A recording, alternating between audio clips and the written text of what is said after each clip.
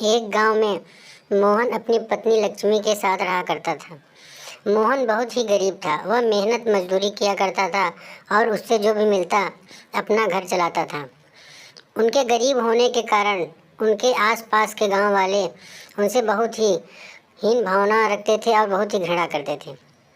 जब भी घर से बाहर निकलते थे मोहन और लक्ष्मी, उनको एक गरीब के नज़रिए से देखा जाता था। सब लोग सोचते थे कि ये मेरे घर की तरफ न आए।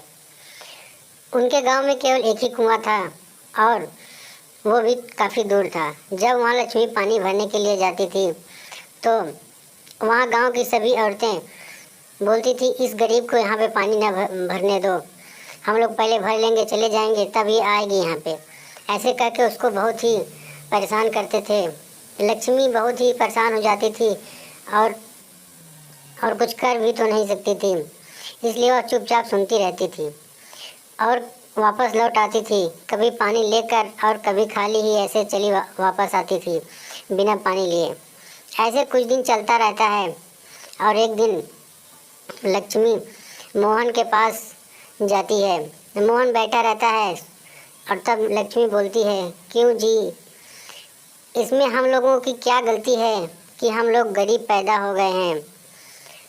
मोहन बोलता है, क्या बात है, साफ साफ बताओ, मुझे ऐसे समझ नहीं आ रहा है।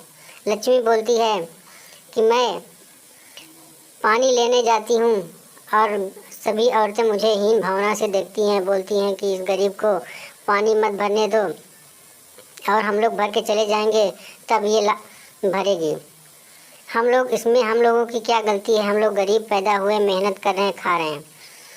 मोहन बोलता है कि बस इतनी सी बात है, तुम जाने दो, इन सब चक्करों में मत पड़ो, आज नहीं तो कल हम लोग भी सुधरेंगे, भगवान सब देख रहा है।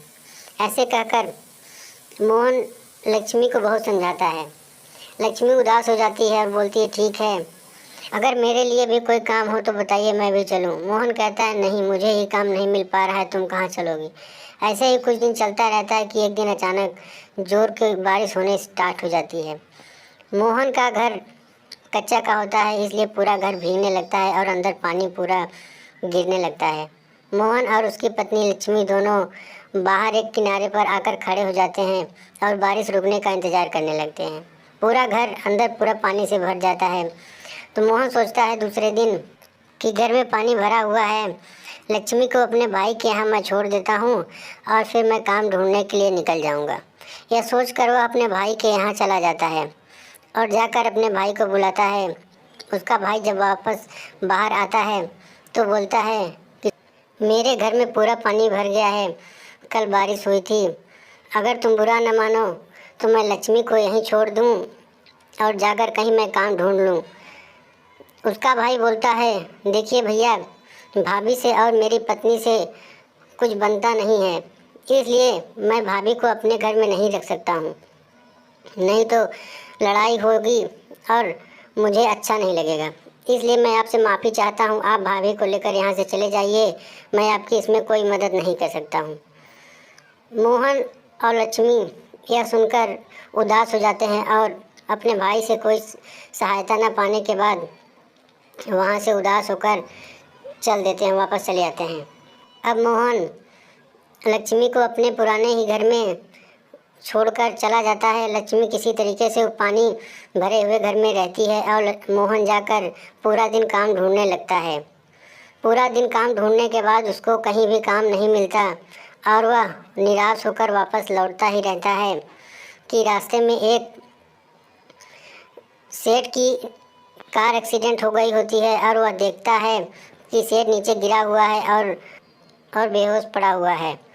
यह देखकर वह उस सेठ के नज़दीक जाता है और किसी तरीके से सेठ को उठाकर अपने घर लेकर जाता है।